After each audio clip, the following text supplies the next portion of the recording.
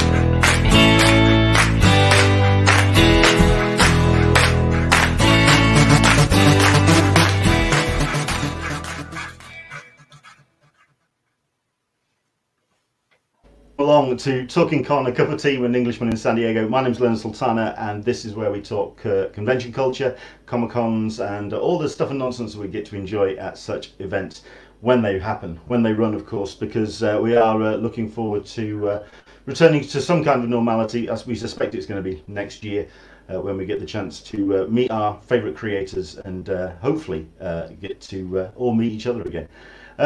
But as it happens, what we try to do on this show is kind of fill that stopgap and introduce you and talk to here on the show. And as it happens, we've got ourselves a blinder for this. Really looking forward to talking to Darick Robertson. Hello there, sir. How are you? Hey, I'm good. How are you? I'm surviving. I'm not going to lie. It's been a long weekend. Yeah. Well, it's been a long week. It's been a long year. I mean, a long year. Yeah, I mean, I think the meme about 2020 has been one hell of a decade.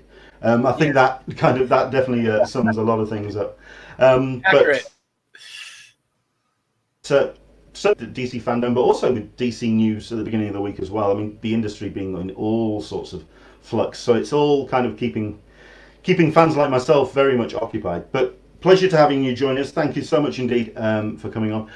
What I'm trying to do with this particular season is start with 3 questions. So we'll start with our 3. Number 1, what tea are we drinking today? What beverage are you on? Have you something to hand? I have a little bit of my morning coffee still. Excellent stuff. Mine is my Yorkshire tea. It's up to slurping that as we go. Question number 2 is this one's slightly different to the usual question you usually get at the beginning of these interviews. Usually you get what was the first comic that you remember reading, or the first comic that you remember getting back from the corner store or whatever. But I'd like to ask, what was the first comic that you read where you recognised those credit boxes, where you recognised there were talents involved in putting books together that opened up your eyes? Yeah, I think it would have been... That's a funny question. That's a good question. I don't remember what comic it was. I do remember the epiphany that I had when I recognized that somebody had worked on that comic, and it was like, that's somebody's job, and that made me want to do it. But the first comic that really grabbed me and I started collecting and really taking comic art seriously was Flash 272. and I know that was drawn by Rich Buckler. So. Okay. But I don't remember which one made me like that. I really dialed in on the fact that somebody was getting paid to do that, because then I was like 7th grade, so I was, you know, maybe 12, 13, and I was like, wait, this is somebody's job. You know? Because I do code. I do like asking that question, because there is that moment when you're reading comics as a kid and you just think they just magically appear out of nowhere. That's how most people still treat comics. It's a very good point. Very good point indeed. And also, since we are going to be talking about Comic-Cons, I think we'll probably actually start with that subject and then dial into... all those photos in your intro made me kind of like sort of homesick and nostalgic, because, you know, like, the world before COVID. It was, I was talking to Scott Snyder this week, and he was saying, I was watching the intro, and it, oh man, he almost started tearing up. He started pulling up and going, all these shows that he's missing. How many million years did I think there would be a world without San Diego Comic-Con? Tell me about it. Considering that this would have been because I missed last year due to funds and stuff. This was going to be my grand return, and obviously, the question is, how at meeting an idol at a Comic-Con, and how did that actually go? Oh, I've met. I'm sorry, could you repeat the question, because the screen froze and I only heard the latter end of it. Sure. Has there been a wobbly knees moment at a Comic-Con where you've met an idol, and how did it go? God, a number of them. I think my favorite memory was I went to the Dead Dogs party, which is this creators only party that happens at the end of Comic-Con, and I went into the bar, and Frank Miller, Dave Gibbons, and Bill Sienkiewicz were drinking, and I know Dave, and he invited me over, and I had beers with those three, and that was probably the greatest con moment of my entire life. Because I was with, I mean, these guys are just, they sit at the top of Olympus in my mind, you know, as far as talent goes, and I just, to be drinking with them and be treated like a peer was just amazing. So that's probably my biggest wobbly knees moment, as you put it. Can you remember much?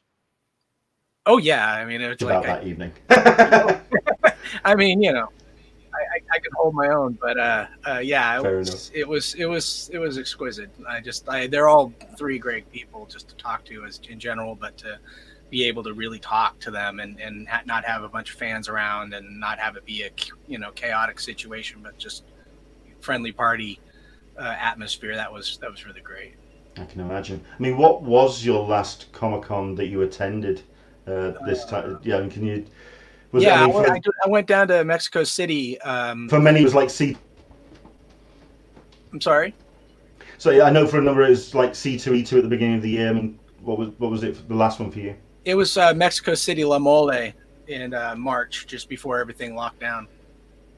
Wow. Yeah, I think the fact that it just happened on a dime, I think that's what really took a lot of people's wind out of the sails. Yeah, I literally was flying. I barely made the plane before we found out they were shutting borders, and then I flew in, and all of San Francisco had just locked down, and it was surreal. We drove through. I took an Uber home, and driving through the city and just seeing all the lights off and the streets empty was something else. That's a 28 days later kind of moment. Good grief. Yeah. Okay. So, can you remember your first Comic-Con? And I do like asking this question. Did you go as a pro or did you go as a fan? As a pro. Well, no, that's not true. I had gone to a small convention in San Jose, and I had never been to one before, and that's the first one I remember. And I met some pros there, and Frank Sirocco, and sorry, I'm having a on-camera brain freeze. I met the mind fart. We all have them. I had some. It was like a small local show, but I'd never been to anything like that. And I had my sketchbook with me, and I was like showing all the pros, like, "What do you think?" And they were all very encouraging, which was nice. Because I know that you started creating comics very early doors. So yeah, I was like still in high school. So I'm guessing you walked through those doors. Yeah. Yeah. So you had your portfolio with you. Yeah, later on. How confident were you when you walked through those doors? Oh, not at all. I mean, I don't think I've ever moved through this business with a great deal of confidence. It's like I'm my own worst critic, and all I can usually see is what's wrong with my work. So I'm always like grateful that I'm getting hired, you know, like I'm grateful that I'm just happy to be here kind of attitude. So who was the first pro that kind of showed you those first notes? I'm sorry, could you repeat? Yeah, sure. Who was the first pro to come to kind of give you those initial encouraging notes and those first tips? Frank Sirocco was who did a book called Alien Legion years ago, back in the 80s. Great artist. He was the most encouraging. He was the first one to like actually take copies of my work and send it to Marvel for me and say, hey, keep your eye on this kid. And he was very encouraging, very sweet man. Cool. When it comes to Comic-Cons, I mean, for us as fans, we all discover different elements which are definitely our favorite aspects, and I think for a lot of us it's that sense of community and coming together as a con culture, which is what we celebrate on this show. But what's your favorite aspect of going to Comic-Con? I mean, I've spoken to a number of pros, and as the conventions have got bigger and bigger, certainly over the last decade, I mean, I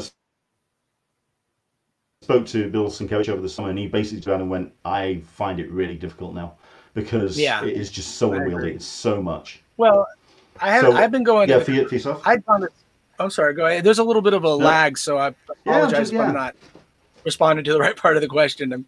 I've gone to San Diego Comic-Con since the mid '80s, so I remember the first Comic-Con I went to was at the old convention center, and it was a very different experience watching it evolve from being this thing that really you just had to be a hardcore comics nerd to even know what San Diego Comic-Con was, much less want to go. And then watching it evolve to where, and then in the early 90s, you could show up at the counter and get a badge the same day if you had you could drive down. For me, I live in California, so I could drive down for on a lark, and if we all just decided to go and still get in just by showing a comic book that had your name published in it, that was enough to get you in the door. It's very different now. So it's so overwhelming, and the fact that like all these media corporations and you know, like a couple of years ago, like Oliver Stone debuted a movie at Comic-Con, and it had nothing to do with comics, and I was just scratching my head like, why? You know? And it starts to feel like it should be called like, you know, TV movie Comic-Con, you know, like pop culture. Like they're starting to, like, some conventions are starting to call their shows like Pop Culture Con or things like that, which I think is a little more accurate because it's gotten harder and harder for comic book people to go to Comic-Con and get any attention or afford it. So which is, you know, the greatest irony. I think the thing as well for many comics pros as well is just because it's so big and it's so unwieldy. People they often find it difficult to also even catch up with friends and colleagues.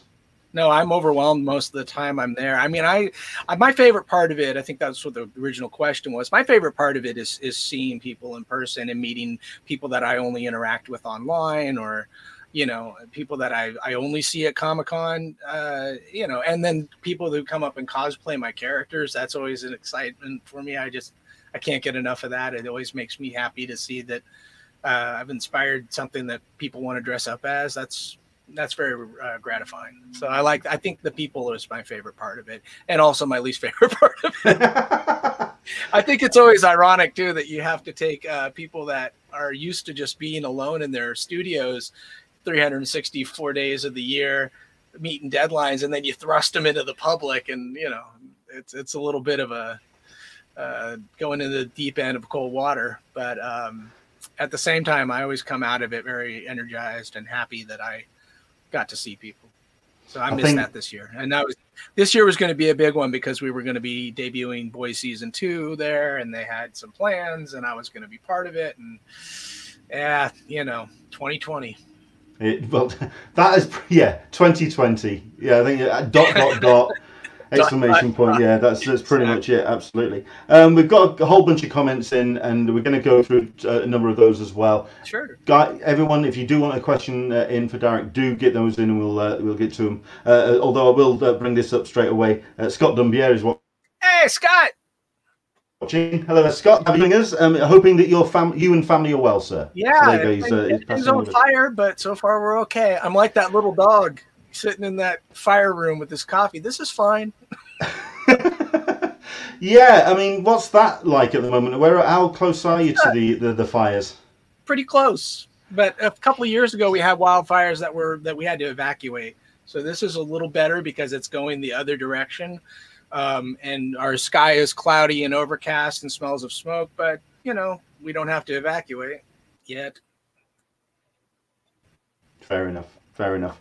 So any questions, guys, get them in and we'll do what we can to go through the comments. I think my favorite part of your Wikipedia bio, because I mean, I know your work already, but I wanted to just have a look at what your Wikipedia bio read. And I like the reeling off of the early influences, like Paul Smith, George Perez, Neil Adams, Joe Kubert. Have you gone on to meet any of these icons? Yeah, worked with some. How has that changed your perception of their work? I mean, I still admire everybody I listed. George Perez was one of the nicer experiences I had. I had gotten hired to do a story back in 1995 that was written by Stan Lee. And was supposed to be inked by John Romita Sr., and they picked me to draw it. It was Aunt May's eulogy. It's in the Spider-Man Super Special. And so, you know, I'm drawing a Spider-Man story written by Stan Lee. Doesn't get a lot better than that. But so I got to hard work on the pencils, and midway my editor called me and said, John Romita can't do the inking like he wanted to because of his schedule. And I was like, oh, okay, I understand. And I said, and I figured a lot of times the way things were at Marvel, then it's whoever was available would be the person they'd bring on. So I was expecting it to be that kind of situation again, like whoever was available to ink this thing would be inking it. But I've been working slavishly to make these pencils as tight and good as I could. And then I said, well, who is going to be inking it? And they said, George Perez. I went, because I have panels I can show you in my earliest comic books that I drew in school, where I stapled typing paper together and just went in and created comics just for the fun of it, where I was looking at George Perez panels to learn how to draw, basically. So to have the guy that I basically feel taught me to draw, one of them at least, was super exciting. But then also, like, it got really intimidated, like, oh my God, George Perez is going to be looking at my work.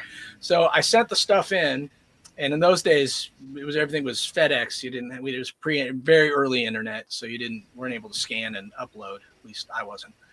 And a couple days go by, and then all of a sudden I got a phone call again from my editor. Said George Perez wants to talk to you about these pages, and I was like, of course, I figured he's got some things to school me on, and so all right. And he gave me his number, and then I said I'll call him tomorrow.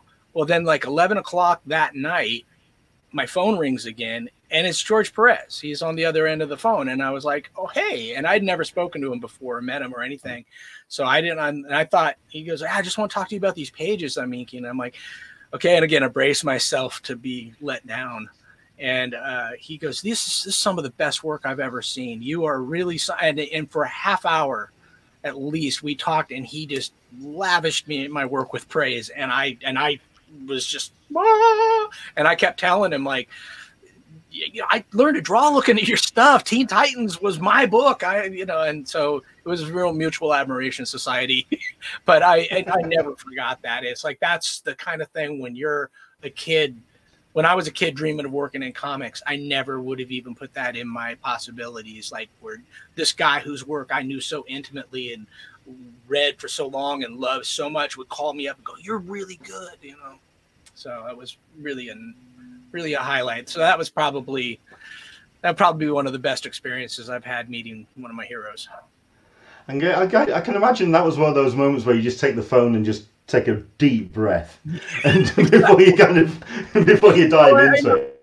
you got to get a thick skin if you want to, you know, make it as a creative person in any entertainment business. And so, you know, for comic books, it's like I learned a long time ago that not everybody's going to like my work, and you know, and I've kind of lived by a rule of like, if 3 people like it, I've done a good job, and that's the editor, the writer, and me, and that's it. Like after that, it's just out for the world to judge. And if you can't take it, you probably should do something else, because it's, you know, for everybody that loves your work, there's going to be somebody who's going to say something nasty, and, you know, but it doesn't really matter. Everybody's got their opinions, you know. True. When it comes to your work, what are you like in terms of that sense of ownership, in terms of once it's printed and done? I think I asked Dave Gibbons about this once, about that sense of possibly going in and tightening a line or changing a panel, changing a detail. Are you somebody that can just let the book fly and let it go? I have. Well, you have to. Once it's printed, it's done. You know, like there's a couple things I've had an opportunity to go back and tweak, but I mean, most of the time, you know, there's meeting a deadline is a big part of this job, so you can't be Rembrandt on every panel. It just isn't going to happen. You do the best you can, and if you got your chops, you know what. For me, it's always, is the story good? Can you read the story? Does the story affect you, or can you follow it? If that part of it is working, then I've done my job. But I don't really spend a lot of time looking at my old work.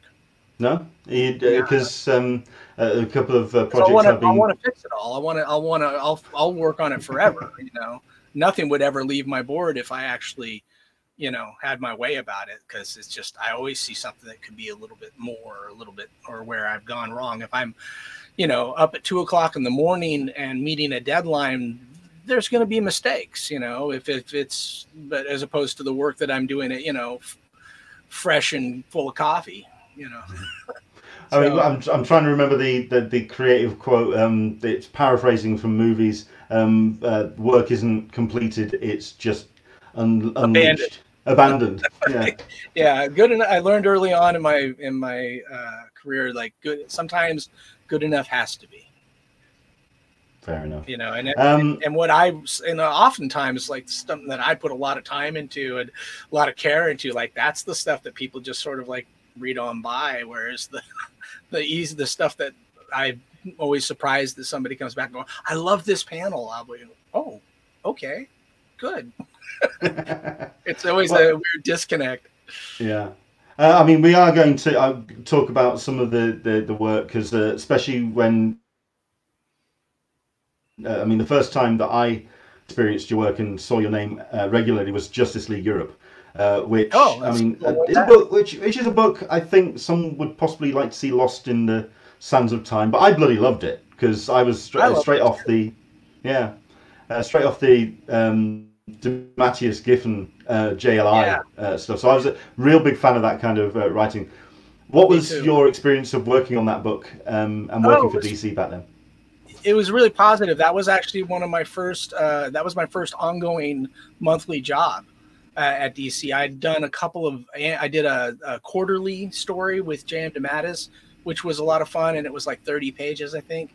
And then they had me do a couple of segments for an annual, and that all went well. So the editor really liked me, and we got along very well. And so he said, "Hey, do you want to fill in on Justice League Europe for 6-issue art series? Is going to take a break." And I was like, absolutely. Because and it was really fun, because it happened to be a good moment in the whole overall storyline where JLI and Justice League Europe were crossing over a bunch. So even though it was Justice League Europe, I actually was drawing Blue Beetle and Booster Gold, who were still two of my favorite characters to draw, and Elongated Man. And, you know, so I had a lot of fun drawing that, because those are characters I had already loved. I was already a fan of the book. So to Adam Hughes and Kevin Maguire, their artwork was just mwah, and I was very inspired to follow in their footsteps. So yeah, that was a really good experience overall. And the writer was an old friend of mine, so it's like it really clicked. And then Keith Giffen, he would supply these breakdowns.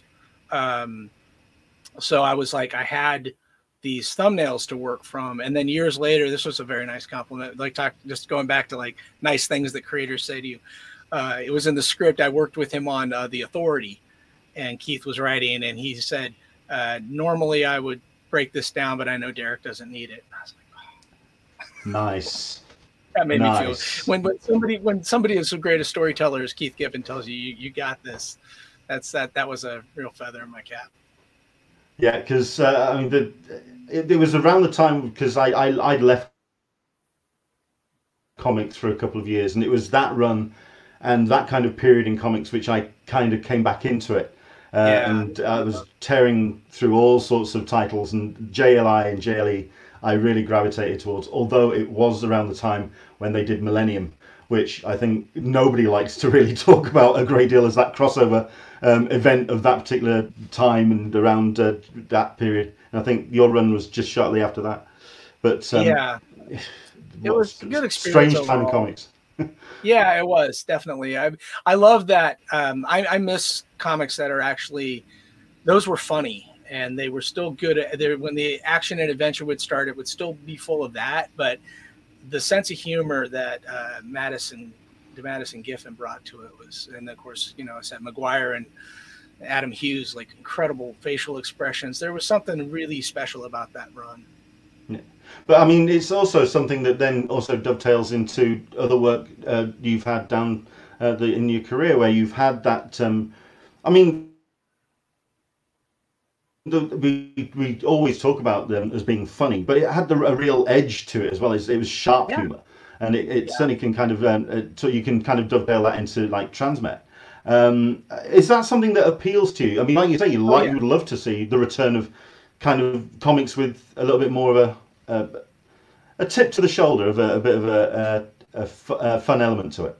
Yeah, I know. I enjoy anything that I think a sense of humor is necessary, because a lot of times stories just, you know, there's a point where, you know, when we were talking about, I spoke to Eric Kripke about the Boys TV series, he asked me what was important to me, which was really nice of him. And I said, you know, you got to get the humor. If it's not funny, it's just going to be a long, hard slog. And I think people will tune out, because the humor is what made it work. And I think that, you know, that's the same case with Transmetropolitan. Was genuinely funny stuff in there. And, you know, a good, you know, the old way of doing stories, like if you go back like Shakespeare, you know, there's a little bit of something of everything in a Shakespeare play. You get your comedy, you get your romance, you get your action scenes, like it's all in there, and yet it tells one cohesive story. So I think I think sometimes people forget that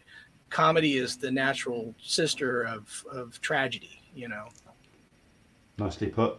I also found around that time as well, it really did feel like there was a sense of freedom in terms of the writing and the artwork, certainly on the DC titles play, with the books that were coming out. What was it like working at DC at that time?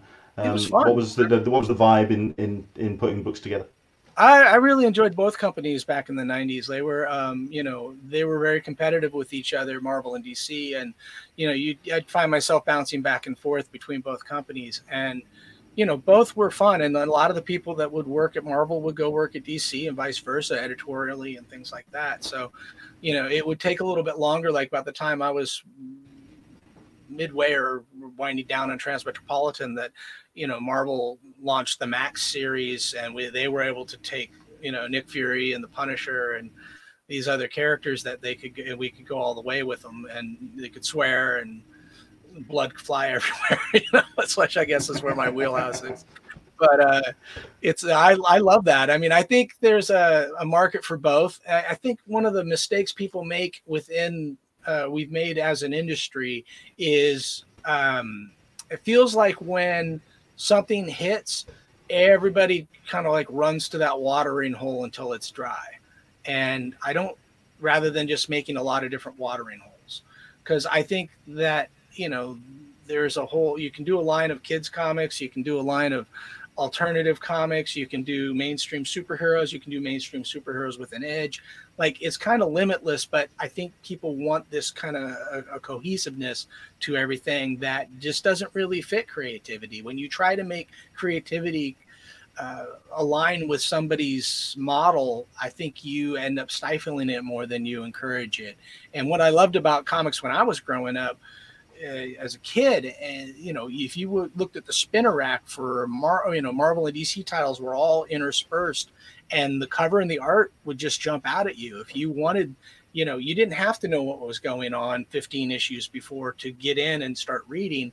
And everybody had their own kind of personality. Like Frank Miller's Daredevil didn't look anything like John Byrne's X-Men, and those two didn't look like Walt Simonson's Thor, but they all existed within the same universe. And that was the same thing with the DC titles. When Frank Miller came out with like Batman or Year One, shortly after he had done Daredevil's Born Again, I mean, that was elevating these characters to a level that now is reflected in the films and the TV shows very well, and is reaching a much broader audience as a result. But back then it was like controversial and new, and it caused a lot of, kerfuffle, I guess. I remember the letters pages. They went down well. Yeah, we got a couple of comments coming in, a couple of questions from fans and followers. We got Leanne D saying, my biggest regret is not getting Darrick to sign my Boys and Transmet book last San Diego Comic-Con. My daughter had a panel that she had to be at. Family, what can you do with them? Honestly, did the right thing. I'll be at future shows if we have them. Well, yes, we'll get into that. We're allowed to leave our homes again. I will. Yeah. Future. Yeah. Bunyan Snipes joining us. Kevin Feige should use Darrick's version of Wolverine as a template for the MCU version. There you go. There's if it makes a difference, I was told James Mangold used my Wolverine, so he came and bought some original art from us, and I found out that his. That was part of his influence for his Wolverine movies, so I was very proud of that. Cool. Solicitor Smeg, having George Perez loving your art has got to be akin to having God be impressed by your praying. Pretty much. That's pretty much. And this is a question I actually was going to ask a little bit later on, but Marcy Betts is kind of beating me to it. What lesser-known titles or other works that you are proud of that you wish more people would read? Oh, that's a good question. I did a book called Ballistic for Black Mass Studios a few years ago, and it's sort of disappeared into the ether. But it's probably the best work I had done since Transmetropolitan. It was complete world building, completely original characters, bonkers story by my friend Adam Egypt Mortimer, who's gone on to be a pretty successful horror writer, movie director. And yeah, that's probably the work that I wish more people were aware of. And Oliver, which I'm doing currently with Gary Whitta, but it's been a slow release because it's a labor of love. And I've got to it's with indie books, you kind of have to supplement your income when you're working on an indie book, because there's, until it's done, it's not a lot of upfront money to live on. So. I am a Gary Whitta fan. I want to, yeah, well, this is true. But I want to read Oliver, but I think we can kind of get into this as well. The fact that in 2020, when funds are so tight, and many people are having to get real picky and choosy about the titles they're buying off the shelf, and I can imagine for a creative and someone working in the industry, it must be very difficult to look at the industry and the landscape at the moment and think that people are having to pick and choose the books, and you're having to kind of fight for that landscape. Yeah, I don't. I never try to think of it as competition, because that way lies madness.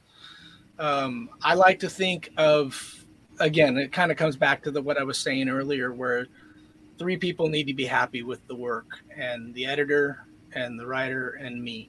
And if I can check off those 3 boxes, do the best I can do, I believe that when I'm enjoying the work, or if I'm proud of it, then people will find it.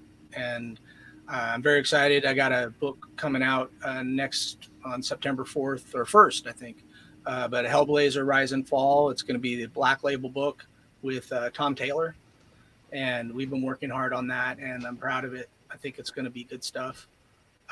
Tom's great, and the script is great. So it's like, people like Constantine. It's my first time really drawing him extensively. I did a little bit for Deceased, but he's a character that fits in my wheelhouse.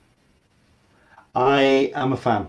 I run a UK attendees group where we choose logos which are British relevant to go inside the San Diego Comic-Con logo, and I've got a John Constantine in the logo. Oh no, I'm a fan. And I mean, bouncing off the question I put, I read the Cy Spurrier blog post this week, where he was absolutely heartbroken about the cancellation of Hellblazer, and that and that whole landscape at DC at the moment, and seeing how creatives are being treated, and also just the way that the industry is going at the moment. What's your 2020? Thoughts? Yeah, 2020, absolutely. I mean, we should have a balloon or something. What's your current thoughts on the industry? So, like, as somebody who writes comics for many of the different publishers and that were getting your work out there, we're seeing a real shift and a temporal kind of so like a shifting of the plates when it comes to the industry at the moment. What was your thoughts on it, and where do you feel that the industry will be going in the future? It's hard to say. I mean, I don't know how much this is going to impact me personally. I'm hopefully going to keep getting work. I don't know how they're going to expand or contract the line or what's happening. I'm mostly concerned for my friends that have lost their jobs, because a lot of people whose names you read in those articles I know personally, and this is not a great time to be unemployed. Not there ever is, but this is particularly harrowing. I always worried a while ago that when the movies and TV shows became the focus, that comics would suffer, even though it's driven the sales up more. But what I think happens, and has happened in the past, I think we get myopic as a fandom and as people who are creative, that I think there's a point where you look at this as if this bubble in time is all that's ever been. And there was once upon a time when, I like to say, like the Lone Ranger and Tarzan were like the biggest characters out there. They were the Batman. They were the Spider-Man of their time, because those characters hadn't come along yet when those guys were huge. So, it's sort of like it moves on. And and then once upon a time, EC Comics was the biggest publisher out there, and now they're just a memory. Even Mad Magazine is no more. Yeah. So what happens is creative people are going to keep creating, and we don't know what's next. And that's, it's very easy to look back and go, oh my God, it's all coming off an edge. But I've been in comics since the mid 80s, and I've watched 3 different bubbles expand and pop. And then every time it happened, I was told, this is the end of comics. It's done. And somehow we're still here.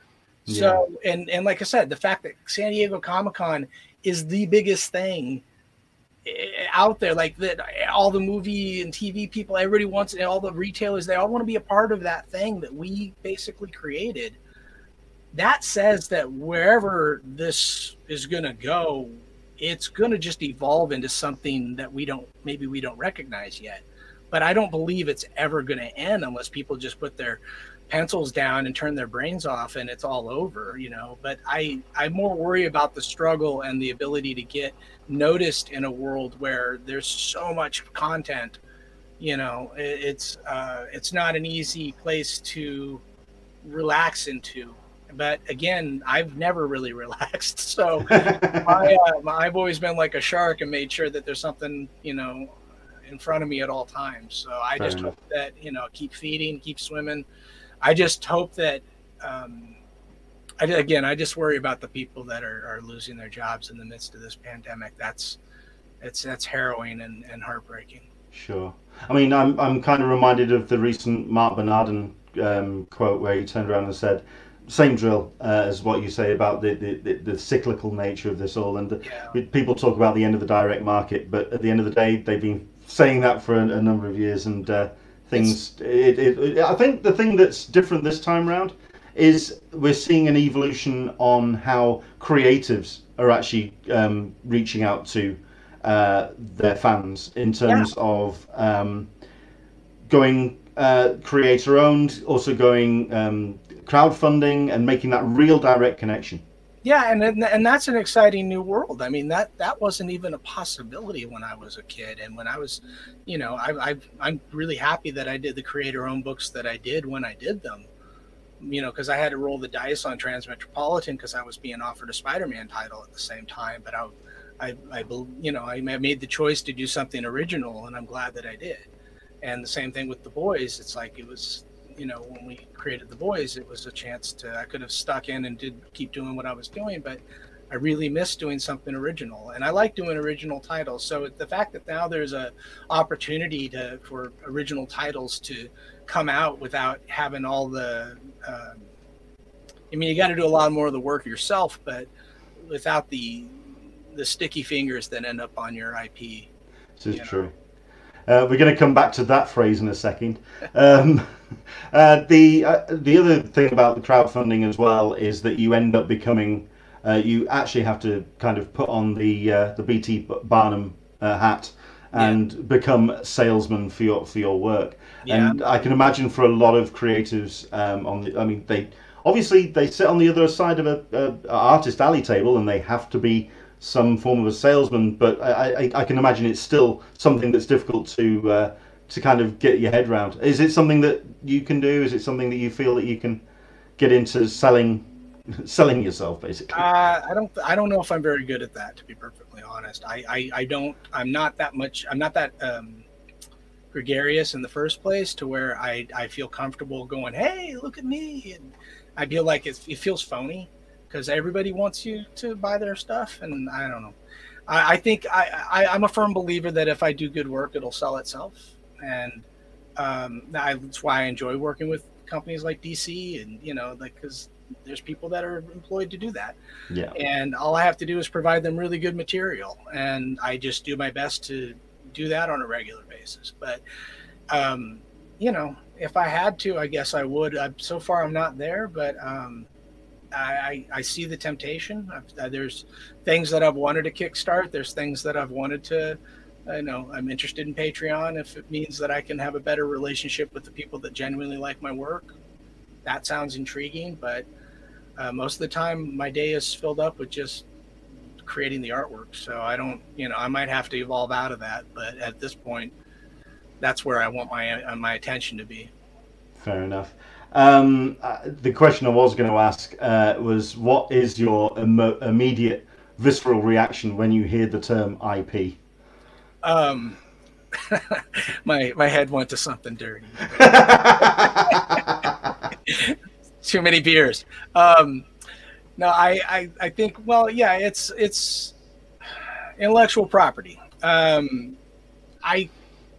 We stand on the shoulders of giants who never got their due in their day, and like music, rock and roll, and R&B, it's like there's a long list of just tragic stories of people who wrote that song that you got married to and couldn't afford to pay their rent. You know, for every Mike Mignola, there's a Bill Finger, you know, and that's a sad fact of our industry, is that it's like, if you don't, you know, most of the people I know can't afford good lawyers and don't know what they're getting into, and unfortunately it leaves a legacy of people getting swindled. And yeah, you know, I got kind of lucky, and I figured out what I was doing wrong. So you know, The Boys has been very gratifying, but the reality is, like, I don't think any creator, there should be a basic rule where if you created something, you should get your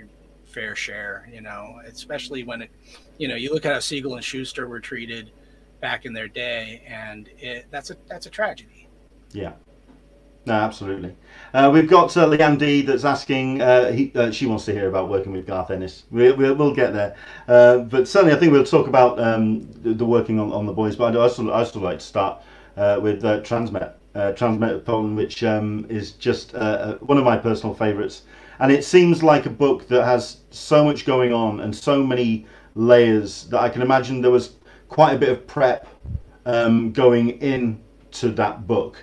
I mean, it feels like there's so much framework before even going in. How long was it between the first mention of the story between yourself and getting that first issue to print. What was kind of actually, well, that's funny because like what you just described, it was the polar opposite.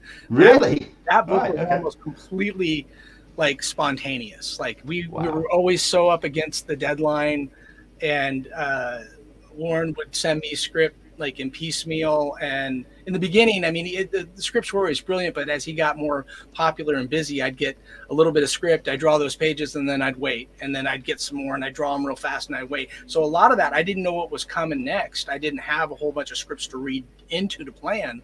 So on top of that, and then it was like right up against the deadline at all times, because we were about 6 issues in and on a pretty good pace, and then they pulled the plug out from us and went from Helix to Vertigo, and then we were right back in it again. So it was always kind of a mad scramble, but it was amazing because we kept the same team pretty much from issue 4 or 5 on, and Rodney Ramos and Clem Robbins and Nathan Eyring and they were always on top of their game.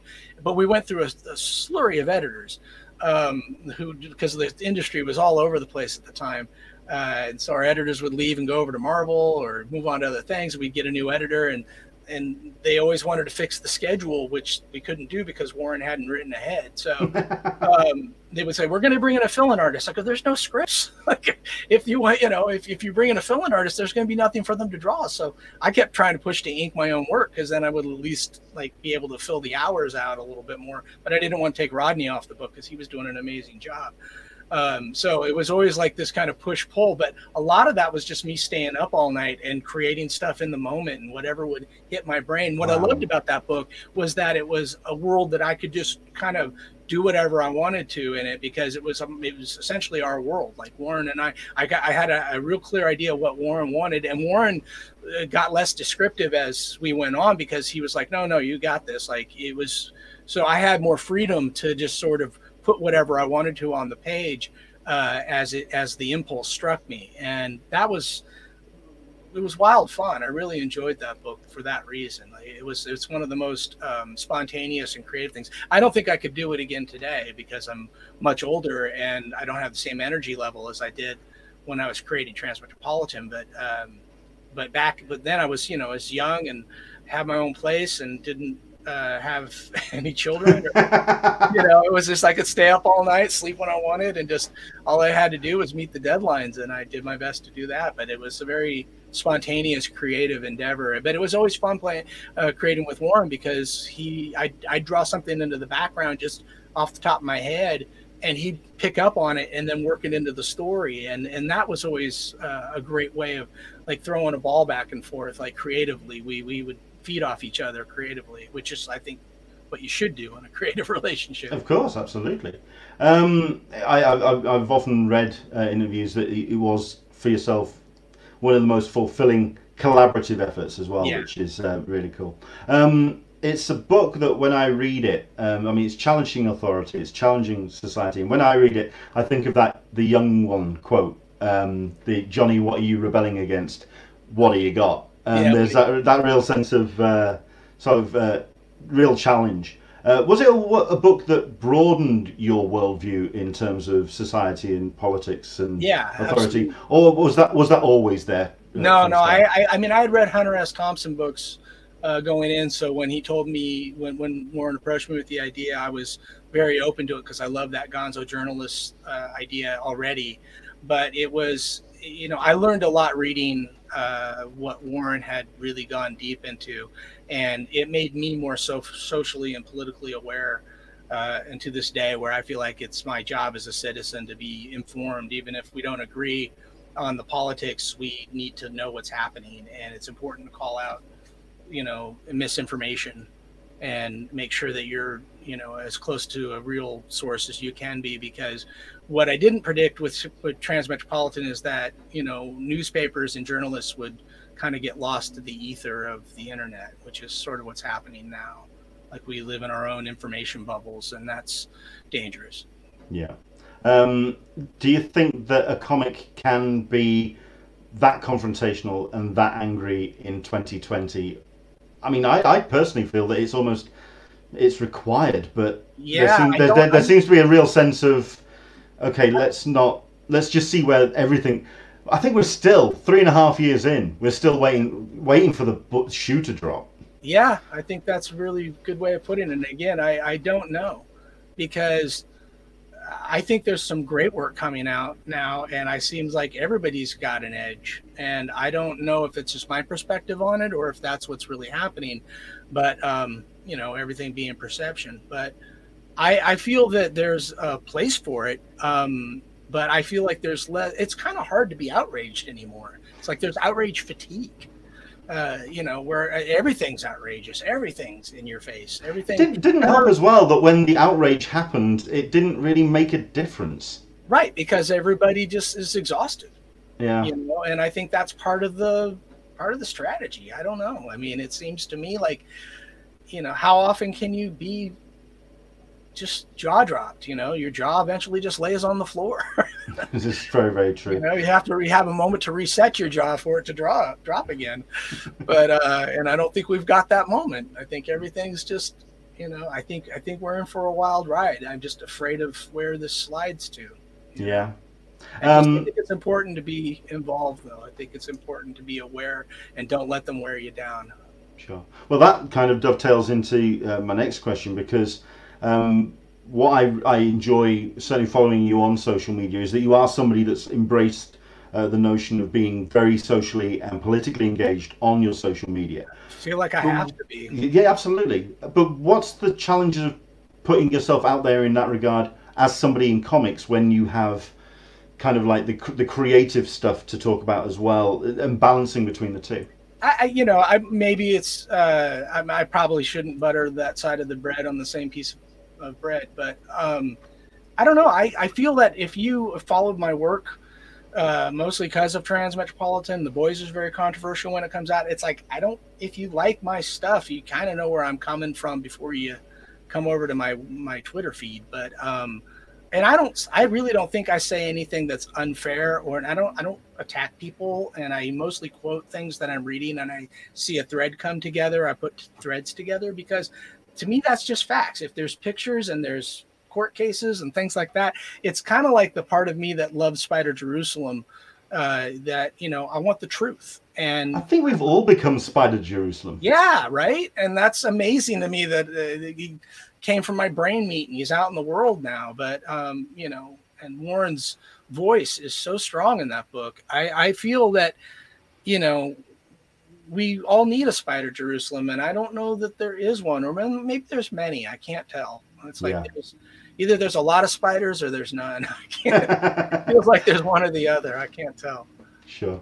When it comes to producing something which has that kind of impact, like Transmet, I like the fact that you do call it the full title of Transmetropolitan as well, because there's that whole what do you call Star Trek Next Gen? Is it Next Gen, the Next Generation, TNG? I like the fact that you call it Transmetropolitan. I call it Transmet a lot too. But and also with The Boys, when they are books which have left such an impact, how much pressure on that does it put on you on your projects moving forward? Again, there's no magic recipe other than what your artistic integrity is. If you have if your goal is to do good work, then you do good work. You know, that's really what it comes down to. I know when I'm producing crap and when I'm producing good, and I try not to let myself get lazy. I try not to, like, you know, go, that sucks, but I don't care, and I'm getting paid. I never really take that attitude. I always kind of want it to be just so, you know, because again, if I like it, if I look back through it and I go, this is a comic book I would read, this is a comic book I'd pay for, that's the best I can do. Fair enough. Right then, Leanne, right then, Aaron, here we go. It's your turn now. Talking about The Boys, because it is a book which is very much in the forefront right now with the successful launch of season 2 and with the success on Amazon. It's if you could just talk about that book, and certainly in regards to, I mean, you talk about Transmet and how that was very fast and a very rapid evolution from concept to page. What was that like for The Boys? It was, we had a lot more time to develop The Boys, as I was under contract with Marvel at the time. Ennis first approached me about it. So we had a lot more back and forth and time to evolve the characters. And it went through a few different incarnations of what we thought the book would be before it became what it was. And then we ultimately wanted it to be its own universe, but it was originally envisioned as the boys were going to exist in the DC universe. And then as we started exploring the concepts, we realized there's no way we're going to be able to do the kind of stories we want to do.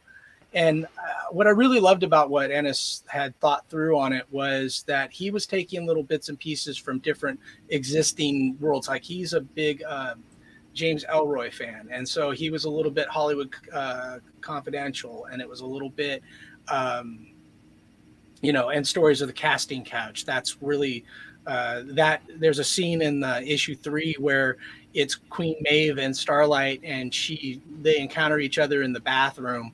And she's like, "Oh, I'm such a big fan." And that's actually based on a real interaction between Betty Davis and Marilyn Monroe. And this is how my head works. I almost said Betty Rubble. I was waiting for you to say something like Betty White. I thought, that is not Betty. That doesn't sound like Betty White to me. But Rubble is the name that comes to mind. Not Betty Davis, but Betty Rubble, because she's hanging out at the Brown Derby with Marilyn Monroe. But so that was where my head was going. But that was based on a real interaction between them where can I swear on this? Of course, go for it. So it's like she says, "Oh, I'm such a big fan," and Betty Davis is fixing her makeup and just goes, "Fuck off," leaves. And Marilyn Monroe's like all starstruck, and Betty Davis like, "You're just here to eat my lunch, like you're the next thing, and I'm not playing that game with you." So and then that kind of backbiting and that's sort of what Ennis brilliantly brought into the superheroes, where and for me, I grew up loving the DCU, still do, and you can't see it, but I'm surrounded by action figures right now. And what makes me happy, those are some of my earliest childhood memories, is Batman, like things like that from when I was very, very young. But Garth didn't grow up in that kind of world. He grew up with 2000 AD and Beano and Judge Dredd and War Comics and things like that. Like that was his. So he kind of came at the Marvel and DCU with he couldn't help but see the silliness of it. Yeah. I couldn't see the silliness of it. So what I ended up doing, what I loved about working on The Boys, is that regardless of what they were saying and doing, I was still getting to create original superheroes and do my own thing, and I like that kind of contrast. Like for me, that is a good story. I loved it in Watchmen. I loved Brat Pack when Rick Veitch did it. We weren't the first ones to this concept, but the heart that Ennis put at the core of it, it wasn't just exploitive. It really was a story that he needed to tell. And that comes through very clearly in that book. And so as much as it's outrageous, it's also got a great heart to it. And the characters, it changes the idea of what it means to be a hero. It changes the idea of, believing what you see, as opposed to, again, same core thing in Transmetropolitan, getting to the truth. I mean, it's interesting that you mentioned Watchmen in that sentence, because I feel that The Boys came out at a very similar time to when Watchmen did, when there was this period of superheroes in superhero comics being very much deified, very much put on a pedestal. There was this sense of there needs to be some kind of leveling, that there needs to be a humanization of these characters, and that's what I feel yourself and Garth brought certainly to The Boys. Can I ask when the first time Simon Pegg talked to you? And what was his first reaction? That was a very funny and I always preface this like, don't try this at home. We got very lucky that Simon Pegg is a good human being. I had seen him in Spaced, which hadn't even been released in the US. Shaun of the Dead hit big the same convention I was out promoting The Boys #1. There were people walking around as Shaun from Shaun of the Dead with the cricket paddle and the blood all over. So it was sort of a quick rise of his people being aware of him. But when I was watching Spaced, Gary Whitta had given me the show on VHS, and I loved it. I just thought, and I was trying very hard to come down with a finished picture of Huey, like what. And we originally were going to base Huey is actually a friend of Garth's. Hugh Campbell is a real person, and they do call him Wee Huey. But I didn't have any photos of him, and I hung out with him a few times, but I didn't have any photos of him. And because it was, internet wasn't what it is now, I just never got around to getting these pictures. So I was trying to come up with like my memory of what Hugh looked like. But it never quite landed. Every time I draw him, he looked too mean, or he didn't, he needed this innocence that I couldn't put my finger on. And it wasn't until I was watching Simon Pegg in Spaced, I'm like, that's it. That his face, his expressions, the way he moved. I'm like, and then also he was playing an aspiring comic book artist working in a comic book shop. So I'm like, and he had Simon Bisley art in the show. I'm like, this guy loves comics. I mean, I didn't think he'd mind. I didn't think he'd ever see it. So it wasn't until like the original designs were released that I think it was Rich Johnston over at Bleeding Cool picked up on the fact, like, that's Simon Pegg. And he sent it over. And then I was like, oh no, am I going to have to read shit, I've been spotted. Yeah, well, I didn't really think much of it until I realized, oh, this guy's like famous, and he might have a feeling about being drawn into a comic. And so I got this email that in the subject line, it said, me, Huey. And he wrote me this very nice letter, said, no, I'm chuffed. He goes, this is wonderful.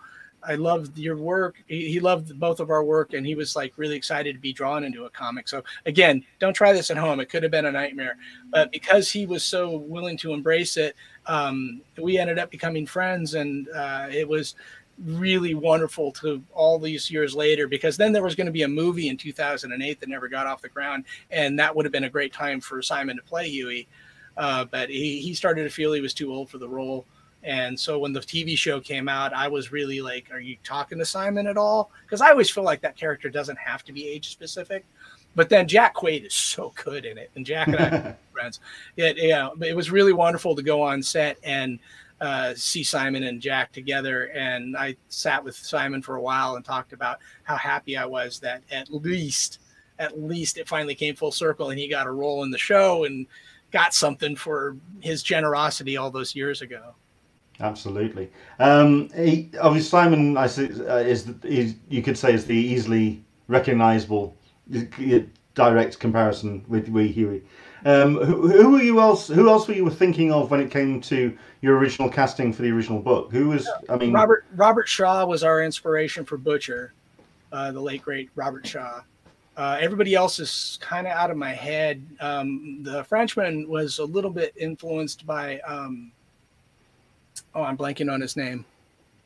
This is why I told you I needed to have coffee before this. It's not helping me at the moment. But I ended up basing him on my friend Christoph, because actually all the cast of Transmetropolitan are all based on friends of mine. Because I love to take real people and photograph them and use them for the early drawings, and then until I kind of get a hang for what they look like, because that way I'm always returning to the same place rather than chasing a phantom in my head.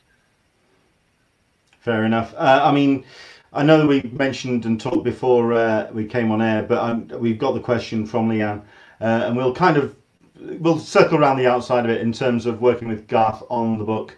I mean, what was the relationship in terms of putting the book together, and certainly how that evolved as the books went on, because the books certainly evolved down the line, and the way that the tone changed throughout the course of the volumes.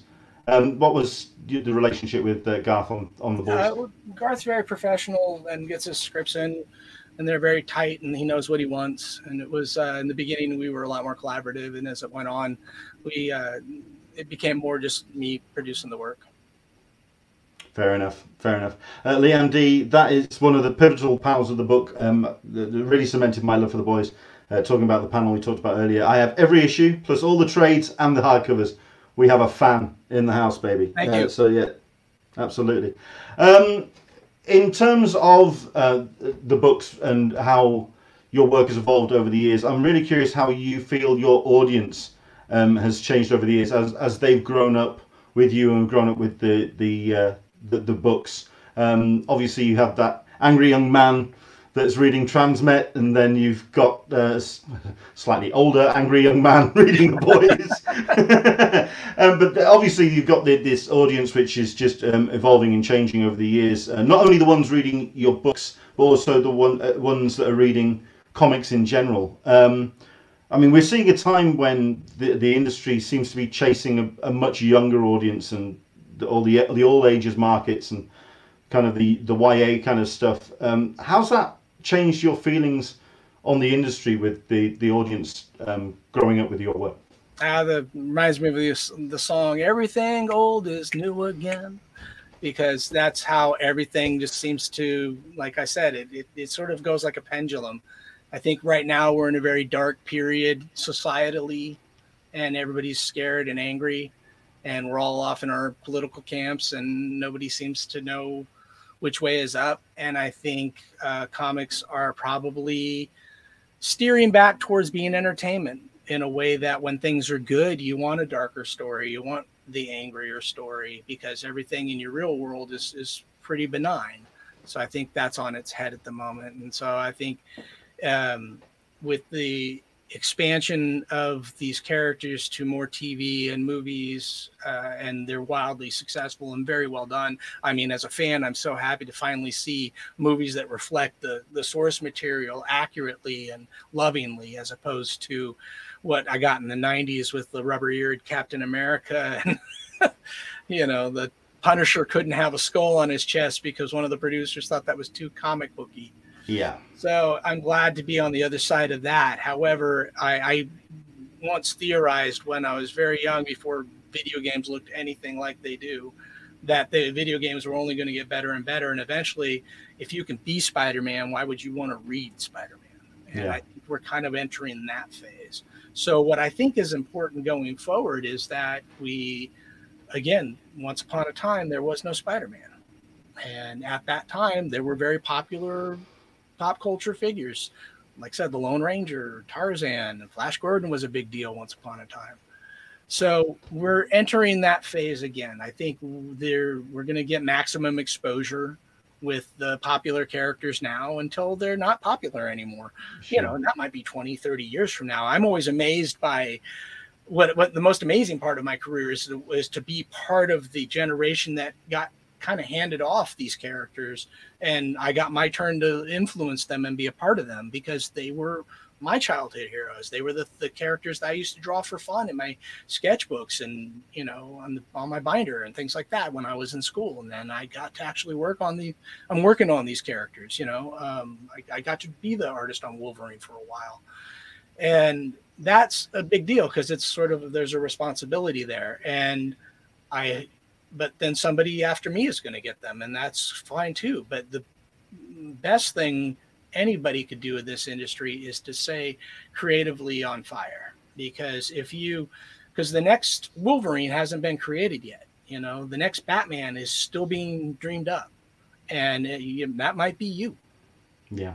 You might have that idea, and you don't know that unless you're, you know, following your bliss and trying to create something good. But I think the mistake that we make as an industry repeatedly is that we go all, and again, it's the watering hole metaphor. As I said, like, everybody just goes for that one watering hole instead of finding the river. Yeah. Well, I mean, I don't think you're going to find many Batman or Spider-Man in my head, considering that you could possibly just blow in my ear and use my skull as a flute. So there's no, but somebody out there is somebody out there. It's going to be, you know, there was once upon a time there was no John Wick. You know, now there's a John Wick, and he's awesome. Fair enough. You know, it's just like they say, and that's just because. But what I think is good about the industry and as a whole is that, as harrowing as it is to see what's happening with the big two for how things are going to shift, there's Image Comics, there's Ahoy Comics, there's IDW, there's Black Mass. There's a lot of publishers out there just ready to pick up the slack. If there's all this talent out there that just needs an outlet, there's new publishers that would love to get a bite of that. And Valiant is doing great stuff. You know, it's a matter of just, we move on. And once upon a time in our industry, it was dominated by EC and Charlton, and Gold Key was a huge publisher. They had the Star Trek license. You know, those are three names that probably mean nothing to the people listening right now, unless you found them in back issue bins. You know. They're a pretty clued up bunch. You'd be surprised. Yeah, I mean, in general, though, I mean, if you I know what you don't think about them much anymore, because now it's dominated by these two publishers, and you know they've got great properties, and these are great characters, and there's still plenty more stories to tell. But you know, the next thing is going to happen. I don't think the industry goes away. I think it morphs. Sure. I mean, what I'm really excited about is a number of the publishers you mentioned there, and also the likes of like TKO and. Yes. Publishers that are doing something different with distribution as well, and the way that they're releasing books is different. I think that's really exciting. We got this brave new world of the internet. How you can access, you know, publishing is changing as we speak, because, like I said, with the COVID and the lockdown and shutdown of all these retail stores, that's been a blow. And on top of it, you know, there's this opportunity to break that old model. But I remember when the current model was a brand new thing, and you got your comic books at the grocery store or at the pharmacy. And it wasn't until I found a comic book store that I knew I could get back issues.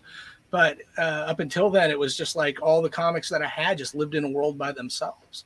So that model changed, and then it became the standard becomes the new thing becomes the standard, and then something new happens. And you just have to believe that if you're creative and you're paying attention, something else will come along. I don't know what this moment means. Nothing makes sense in 2020. I find it really interesting that for decades we've been thinking that entertainment is going to transform into some form of the Matrix, where we're going to go in and we're going to sort of like be away from our own physical bodies. It's all Ready Player One, and in 2020 we've got it. It's just called Animal Crossing.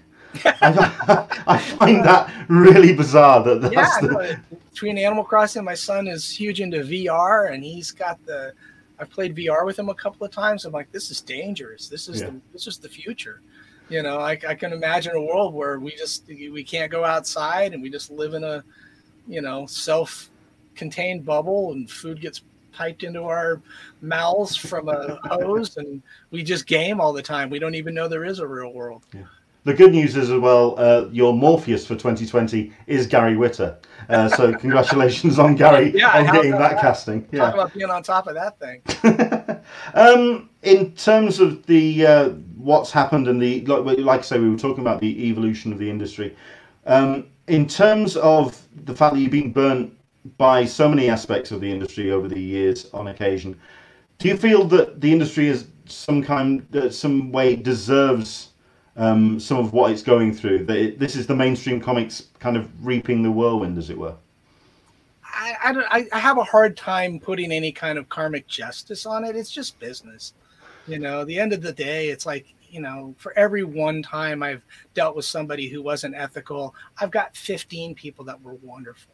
And I've had far more blessings in this business than I've ever had problems. It's just, you know, it comes down to the individual and how they conduct themselves most of the time. And so I don't really know if there's a karmic justice to this. I know wonderful retailers. I know I've worked in every aspect of comics at one point or another in my life. I worked out at Diamond Distributors when I was drawing my first book, Space Beaver, and just so I can make ends meet. And I also worked behind the counter at a comic book shop for a little bit.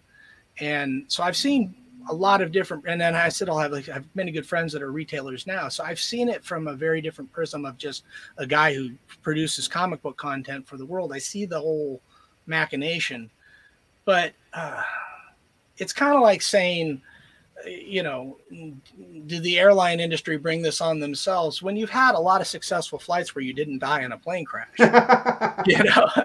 Maybe your luggage gets lost once in a while, but the whole industry, does it deserve to suffer? I don't know. I mean, everybody's greedy, and everybody could do a better job of being more generous human beings. That's just wherever you are and whatever you do. We, but I'm going to start to sound like an old hippie. No, it's okay. We've got the Grateful Dead playing in the background. I think we've got this. So we're all good. We need to find our way back to what makes comics wonderful, and that I truly love about the industry as a whole, but more so than the industry, the medium. What I love about the medium is it's infinite. It's words and pictures. You can put that together in any combination and make magic. And that is absolutely the lifeblood of why I think we have an industry. I think that's why San Diego Comic-Con is huge. I think that's why more movies and TV shows are finding their way to the source material. And I just think the more inclusive those worlds get, where, you know, I'm really grateful that I get to be a part of the Boys Television show. I'm not involved in a super huge way, but the creators and the producers have been absolutely wonderful to me. And I love just being in proximity to it, because I'm seeing this thing that, you know, is half my brainchild coming to life. And the cast is wonderful. The people are wonderful. And it's been a really gratifying experience. But part of that is because they love the comics. They love them. And they've been vocal about that. And so when I think the source material and the adaptation work like that, you get a better end product. And the fact that the show is huge, I think, reflects that. Well, I mean, let's talk about The Boys and the television adaptation, because it is such a cool show. If you insist. It's a cool show. And in terms of the casting, and when they started announcing who was going to be playing, I mean, when did you find out about the faces that were going to be portraying the characters that you put together? About 8 months before the show premiered, and then when I started getting tips and hints what they were going to be, but they were very closed, very tight-lipped about it. And so sometimes I'd find out when everybody else found out, but mostly, the biggest surprise for me was Carl Urban, because I'm a huge fan of his. And so it was when I found out he was Butcher, I was like, perfect. You know, and I've got to be friendly with the casting person at Sony, and she told me some of the variations that who it almost was, and I won't repeat that in case that's not information I can share publicly. But it was interesting, because ultimately when I saw who almost were these characters, they really landed on the best people. And Jack was the biggest surprise, because he went into the comic book store, Golden Apple on Melrose in Los Angeles, run by a good friend of mine. And he went in and bought all the Boys stuff he could find. And he told the guy, yeah, I just got cast in the show. And he's like, oh, Derek's a friend of mine. So he ended up sending me a photo of Jack holding all these Boys comics. Nice. And a big smile on his face. And I went, that guy's really tall. And I'm like, it's supposed to be wee Huey. And then I saw that he was going to be taller than Mother Smoke. And I went, okay. But it's really funny, because he's so good in the role, it doesn't matter. Because he really does encapsulate that character for me, you know, and him not being Scottish was jarring. I was like, wait, people are going to be outraged. But it makes sense the way it works in the show. So what they're doing with the show is, like, I also had to realize a comic book and a TV show are two very different things, and they can't entertain the same way. So what they've done is they've taken everything, in my opinion, they took everything that was really great about the comic and then did their own thing with it, so it functions as a TV show without losing the spirit or the heart of those characters or the story. And the story is just, you know, it's brutal and funny and everything it should be. And they're telling a kind of a broader picture because they can. So I love what they're doing with it. And I'm okay that it's not verbatim, because I think in some ways it makes the comic book more fun to return to, because then you get a totally different experience. But, you know, and a novel gets adapted, you know, everything's not going to be in there. It's the same kind of thing. Not only that, but you can come in surprised as well. You can come in and enjoy it as a fan. I mean, what was the biggest surprise for you? Not necessarily the casting, but just in the way that they put the series together. I mean, for myself, it was how far they actually went in terms of violence and the swearing, and just usually you'd think for Amazon they want to just it's a streaming platform, let's dial it back, but they went far out. The other way with it, it's a streaming platform. Let's just do what we want. Yeah, you know, because you have the choice not to watch it. It's not being sponsored by, you know, a beer company, and they don't have to sell pharmaceutical or cars in the middle of it. It's Amazon. They handle it. Yeah, So, they've got the money in the background. I heard they're doing okay. Yeah. But they've been it's been a really good experience overall. Like it's been I love what they did with it. I think the fact that but that really comes down to Eric Kripke and Seth Rogen and Evan Goldberg. Like those three people really wanted to make sure that the show had a bite, and I'm really grateful for that. And Kripke is an incredibly good showrunner and very thoughtful guy, and he created a great environment for people to work in. So I personally give a lot of the credit to him. Fair He enough. has a vision for the show, and he loves it. He's so proud of what he's doing. And quite right too. We've got a couple of comments. We are going to wrap this up in about 5-10 minutes, guys. So if you've got any last minute questions, do jump in. We've got Dan Berry saying, speaking of the boys and casting, what is your thoughts on Jensen Ackles as Soldier Boy? Well, the fact that my kids are huge Supernatural fans, and that's my entry to knowing who Eric Kripke was when he got the boys. Yeah, that Jensen Ackles, it's going to be amazing, because that's going to be a bit of a reunion on the set for them. Yeah. At the same time, I think he's just amazing on Supernatural. So yeah, bring it on. I'm curious to see what he does with the character, because I don't think a lot of people recognize just how flexible he is as an actor. He can go in all sorts of places. So I'm really curious about that. Liam D. Carl is saying Carl was one of the best casting choices of all time. Agreed.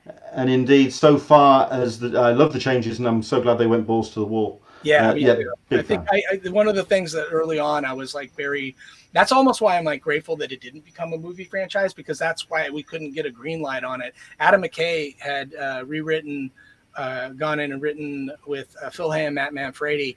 Like they had a whole screenplay that Adam McKay really went and did some hard work on, and we still couldn't get a green light. And and that was about the year that Iron Man had just come out, the first one. So Marvel Studios had just broken ground doing such an edgy Iron Man movie where it wasn't really, kid stuff. And I don't think the studios really knew what was possible. And I think it freaked them out to the idea of bringing like filthy superheroes to a movie screen. And PG-13 was like the most we could reach for. But I think that would have been it probably would have been a very funny movie, but it would have been a very edgy movie. Yeah. And I think when you really get down to the heart of this property with the boys, it's like it needs that edge. It's like it has to be in there. And one of the first conversations I had with Eric Kripke was I really wanted to make sure, like, if anything, is what do you want to see in it? I wanted that moment where Huey looks down and he's holding the severed hands. Because if you don't have that point, I don't think that the impact of the story really settles in, and that really does set the tone for where the whole thing goes, because that's where Huey's moment of tragedy is also his inspiration for revenge, and that's what Butcher taps into. But if you don't have the horror of what these people can do, and in the book it was much less like A-Train's more sympathetic in the show, I think, than he ever was in the comic, because in the comic he just doesn't care. Like he's just stretching it out and adjusting his suit, and then he looks around and Huey's like in shock, and he's just like, oh, okay, you got this, right? Bye. Can't stop the A-Train, and he runs off doing his catchphrase. Whereas like at least A-Train in the show was a little bit like, I'm sorry, I can't, I gotta go. At least he was emotionally affected. Whereas like what Ennis and I did was much less caring, and it was much more callous. Yeah. I think for myself, I'm rather glad it didn't get turned into a film, if anything, because as we've seen throughout the run of The Boys, you really let the characters breathe over that length of time, and I think with the series you've got that opportunity to do that. Yeah, and that's really great. Then there's a lot of story to tell, and I know I'm hoping that they're gonna keep going for the foreseeable future, because I'm really happy they've announced season 3 is already a green light, and we haven't even seen season 2, and they greenlit season 2 before we even launched season 1. So that's a good. I hope that role keeps going. Personally, it's good. It's good for me overall, but also because I'm enjoying the hell out of it. I've read all of season 2, and I think everybody's gonna have a good time. Excellent. I mean, certainly the tease we saw at San Diego Comic-Con at home whetted a lot of people's appetite for it. So I think we're looking forward to it. Last season we gave you a dolphin. This season a whale. Next season Excellent. Well, I've got a couple of quick fire questions just to wrap up on. Once again, guys, last questions if you want to get them in, now's the time. I know that you're a guitar player, and I know that you love your music. I'm really curious. I always like asking this question of artists about what your soundtrack is like in your studio when you're working. Are you somebody that likes to have music on, or are you someone that likes to just focus on the board? Yeah, I listen to music a lot. I mostly in the evenings when I'm relaxing. I listen to TV a lot during the day because I'm news junkie. But when that gets to be too much, I listen to music. But I have a wide variety of taste. I had a kind of a funny upbringing. My parents had me.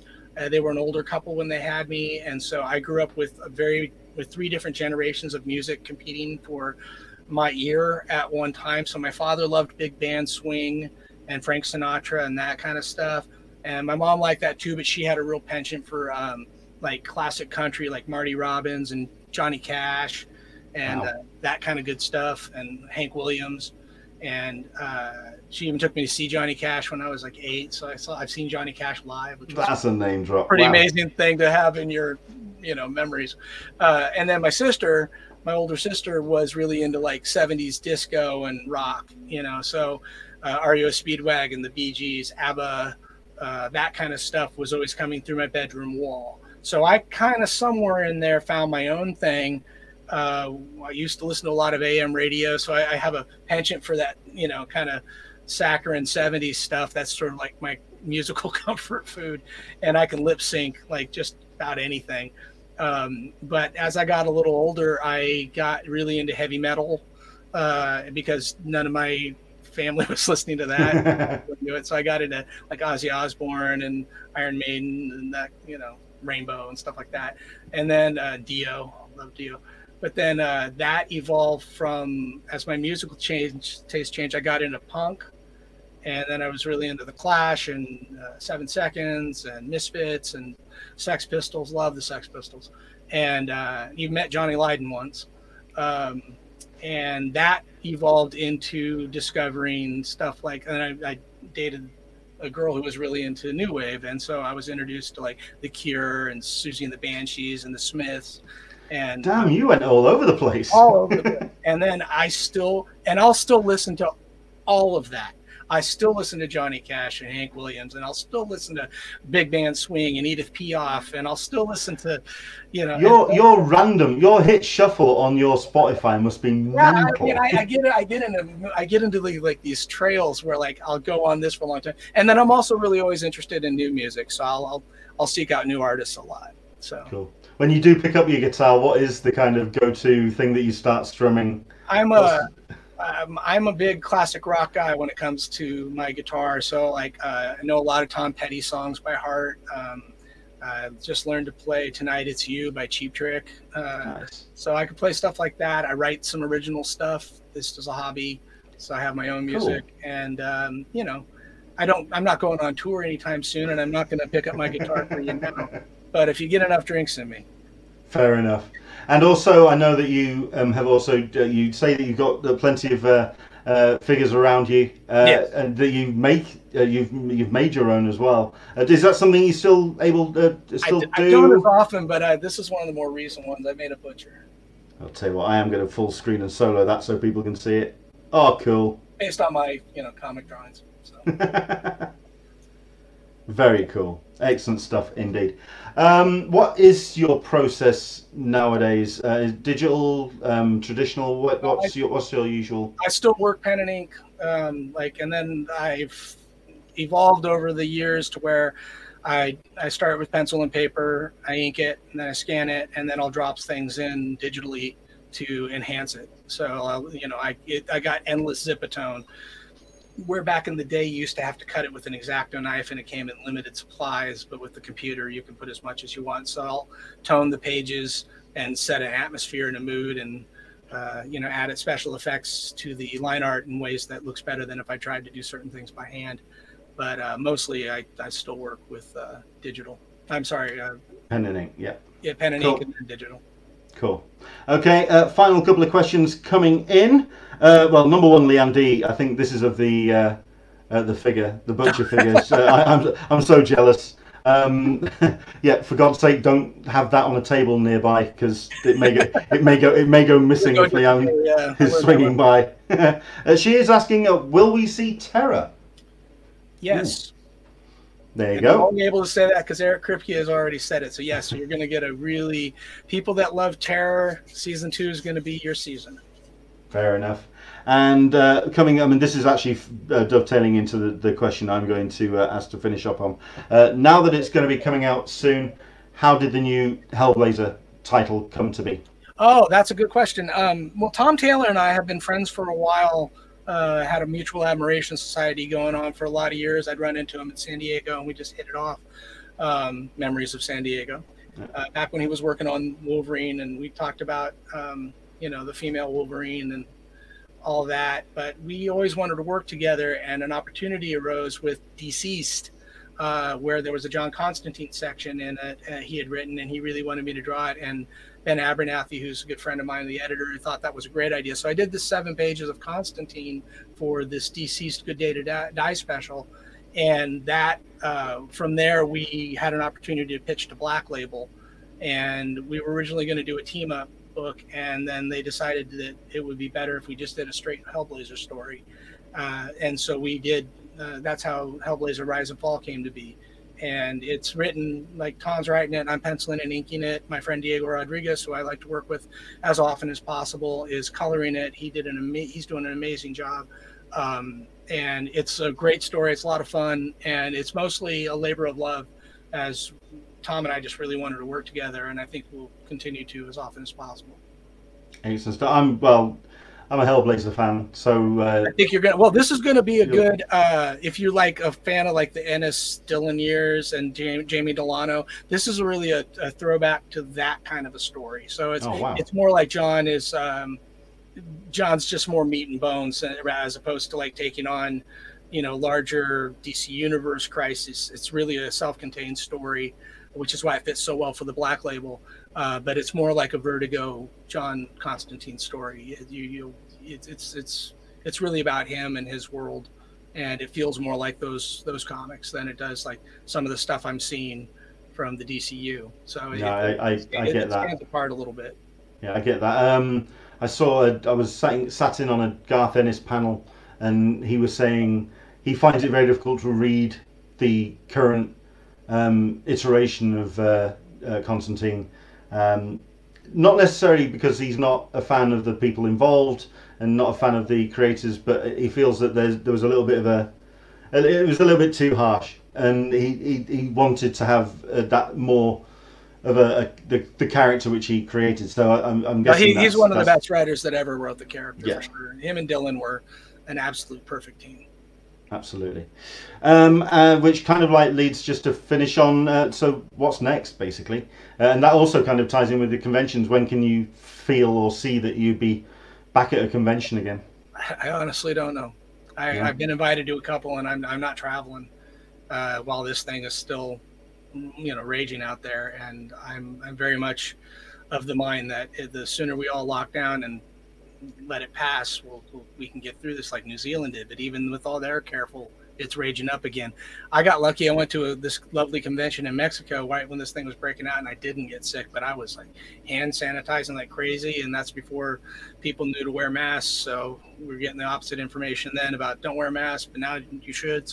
But now they know how it travels, so it makes sense. So I'm not gonna go on an airplane or do any or get in a crowd with people until I know that this thing is completely, we got a vaccine and numbers are way down.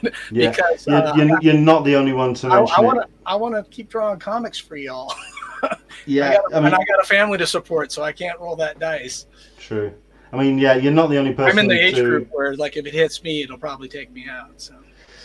Ouch. Okay. Let's leave that idea behind and look. Sorry. Yeah. Let's think a bit more positive then. So, what's next? As well as the Hellblazer title, is there any other ideas that are percolating at the moment? Yeah, I'm actually working on a couple of things. I can't announce them until they're ready to be announced, but I am very excited about Hellblazer Rise and Fall. I am going to continue on to do Oliver. I'm just going to get Rise and Fall done first, and I got the second part of the Oliver story. I'll wrap that up. That's probably gonna be like later in the year. Those start coming out. But I have every intention to go back and finish Oliver for you two Oliver fans. If you haven't read it, the first trade paperback is out, and it's very good. It's some of the best work I've ever done. It's a labor of love, so it's one of the reasons I don't just pump it out. I really am crafting it, and it's a self-contained story, so I want it to be everything it can be. And Gary's an excellent writer. We've been adapting this screenplay he wrote back in the beginning of 2000, and we're transforming it into this graphic novel. So it's making the jump pretty nicely. Cool. We've got the final couple of comments that have come in.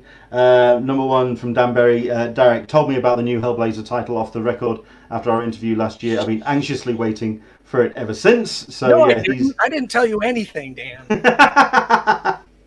Fair enough. And Leanne D, I'm looking forward to it. I love Tom's writing. Yeah, I'm a huge fan. And we're getting along great. He's like, I turn in pages and I always get something really positive back. So he seems to be pretty excited about it as much as I am. So excellent stuff. Well, I think we've kept you long enough. Darrick, thank you so much indeed for coming on. I really appreciate your time. Thank you everybody for tuning in and for your questions. Yeah, absolutely. And I think we will actually just absolutely point people in the directions of your Twitter, because like I say, I do feel you have a real strong sense of your social not social standing, but your social feelings towards the world, and I think it's worthwhile pointing people in that direction. Your Twitter is at Darrick R, but you got to spell my name right. I'm never going to live that down, am I? That's just going to linger. Well, I usually get an extra R in my first name and the Robinson, so it's you at least spell my first name right. Fair enough. Oh God. Okay. Listen. At some point at a convention within the next couple of years, there will be a bar where myself and Darrick will be meeting up. There will be a bottle of whiskey. You're more than welcome to come along, tap us on the shoulder. You're talking. There will be a finger of whiskey for you if you want to kind of find us tapping the crap out of that one. But there we go. Darrick, it's been a pleasure. It's been a pleasure talking to you. Thank you so much indeed for coming on. Thank you for having me. I really enjoyed it. And I look forward to that future where we're actually able to commune again and drink together. And everybody, I just, if you get offended by my Twitter feed, don't let me know. Just all I want is for people to stay safe and be informed, and that's the best I can do. Fair enough. It's not. It doesn't come from an angry place. It comes from a hopeful place. It certainly does. Darrick, it's been a pleasure. Thank you. Thank you so much. I really enjoyed it. Take care. So there you go. Darrick Robertson, a pleasure talking to him. Don't forget, we'll be posting the audio version up over the next day or so. Hopefully you get the chance to listen back to it, because that was a great chat. We've got a couple of really great chats coming up, actually. So hopefully you can tune in for some incidental episodes that we've got lined up, which are going to be happening over the course of the next couple of days, including one that I'm not going to lie, I'm a little bit apprehensive about, but I'll get into that in a second. Tuesday we're going to be talking to David Papose. He's got a new Kickstarter coming out about his book called The Oz, or the OZ. It's a fascinating looking book, a real interesting take on the Wizard of Oz story, that kind of framework. Really looking forward to talking to David about that. Then on Wednesday, it's going to be a chat with Jeff Trexler, who is the interim director of the Comic Book Legal Defense Fund. At the end of the day, this is an organization which has done some great work over many years, many decades, but it has been mired by recent revelations, and people really have very passionate views about the future of the Comic Book Legal Defense Fund, including Jeff. Jeff wants to talk about it, and we're going to be doing that on Wednesday, 10 a.m. Pacific, 1 p.m. Eastern, 6 p.m. GMT. The next bunch of Sundays, James Tiernan IV, Cullum Bunn, Julie Tate, who's going to be talking to us about Lakes Festival. And we've got the creative team behind That Texas Blood, which is being published by Image, Chris Condon and Jacob Phillips. And we can confirm as well the Sunday after, we are going to be talking to Elsa Chatelier. So looking forward to talking to her as well. Some great creators coming on. So do stick with us here on Talkin Con, a cup of tea with an Englishman in San Diego. From myself, Leonard, and from Darrick, do take care. Enjoy the rest of your week. We will see you on Tuesday for our chat with David Pepose. From me to you, we'll see you soon. Bye-bye.